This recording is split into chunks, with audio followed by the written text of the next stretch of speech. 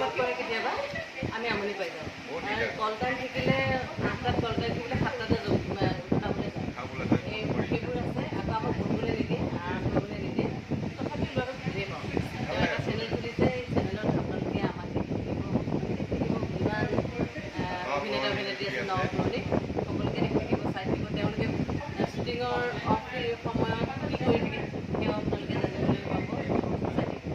আৰু এটা কথা কৈ থওঁ, টিকটক যেতিয়া বন্ধ হৈ গৈছিল মোৰ আচলতে সেইদিনা বিৰাট দুখ লাগিছে। মোৰ নিজৰ কাৰণে নহয়, আচলতে মই কেতিয়াও টিকটক কৰিব নাই, কিন্তু কিৰণ ৰাজ দিহিঙীয়ালে মোৰ দুখ লাগিছিলে। কাৰণ টিকটক বন্ধ হৈ গ'লে এই ছ'চিয়েল কৰিব বুলি মই ভয় পাইছিলোঁ।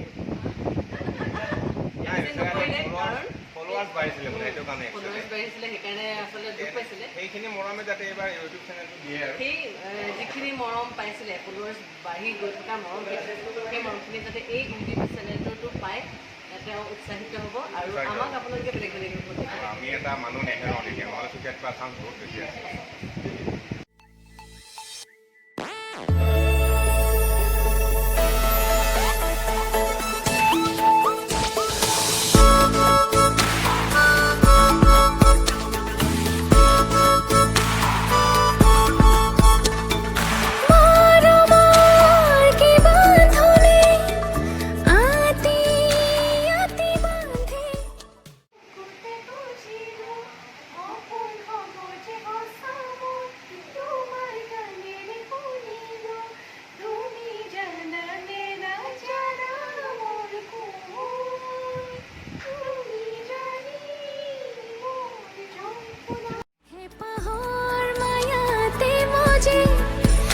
নোপোৱাৰ বেদনা খৰে জীৱনৰ খিলা সৰাপাত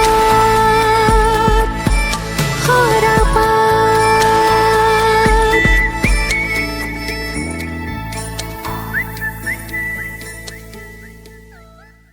জীৱনৰ